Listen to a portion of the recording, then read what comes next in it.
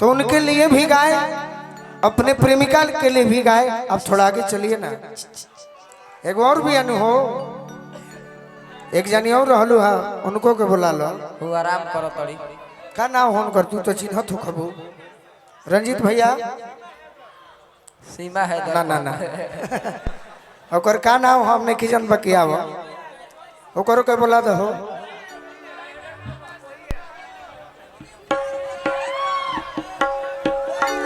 एक लड़का एक लड़की से कहता है, क्या कहता है? अरे तुहरा पके हुटा के तो वाह वाह,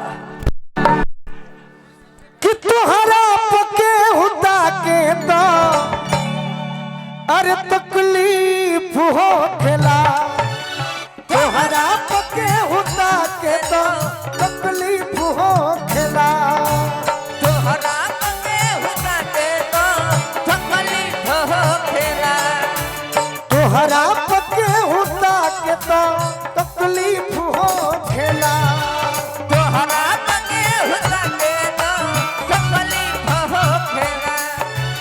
तुहरा पके हुटा के तो तकलीफ हो खेला। तोहरा पके हुटा के तो तकलीफ हो खेला। ओढ़नी से चेहरा ढाक के तो वाह, ओढ़नी से चेहरा ढाक के तो तकलीफ हो खेला। तुहरा पके हुटा के तो तकलीफ हो खेला। तुहरा पके हुटा के तो तकलीफ हो खेला। तोहरा पके हुटा के तो तकलीफ हो। रानी मन से नाचो तनी, नाचहूँ लगी देव। क्या बात है? हो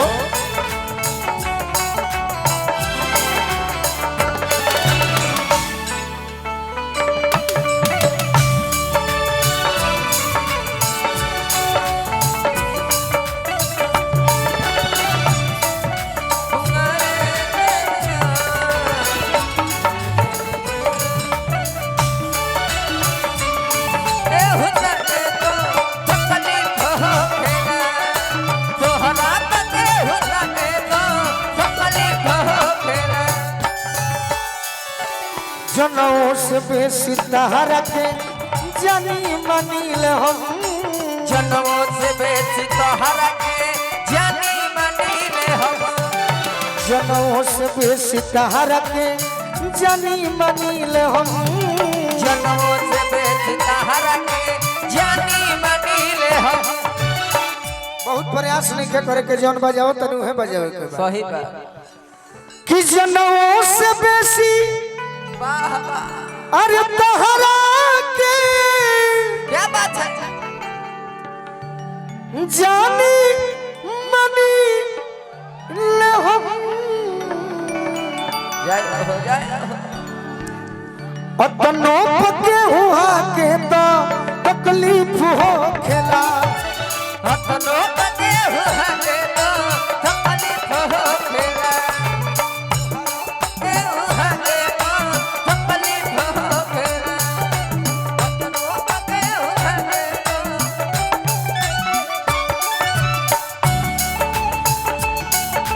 लेके जन्म दोबारा। अगर न मिलते इस जीवन में लेके जन्म दोबारा। जन्म साथ है हमारा हमारा तुम्हारा हमारा। जन्म जन्म का साथ है हमारा तुम्हारा तुम्हारा हमारा। तोहरा पके हुआ के तो तकलीफ हो खेला। तोहरा पके हुआ के तो तकलीफ हो खेला। रानी जी तोहरे दीदार खाती आई तोहर गली। तोहरे दीदार खाली आई तोहर गली। तोहरे दीदार खाती आई तोहर गली। तोहरे दीदार खाली आई तोहर भैया कि तोहरे दीदार खाती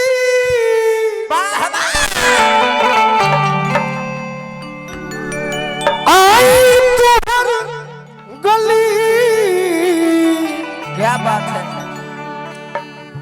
अतनो पके हुआ के तो अच्छा अतनो पके हुआ के तो तकलीफ हो खेला अतनो पके हुआ के तो तकलीफ हो खेला तोहरा पके हुआ के तो तकलीफ हो खेला तोहरा पके हुआ के तो तकलीफ हो खेला तोहरा पके हुआ के तो तकलीफ हो खेला तोहरा पके हुआ के तो कि तोहरा पके हुआ के तो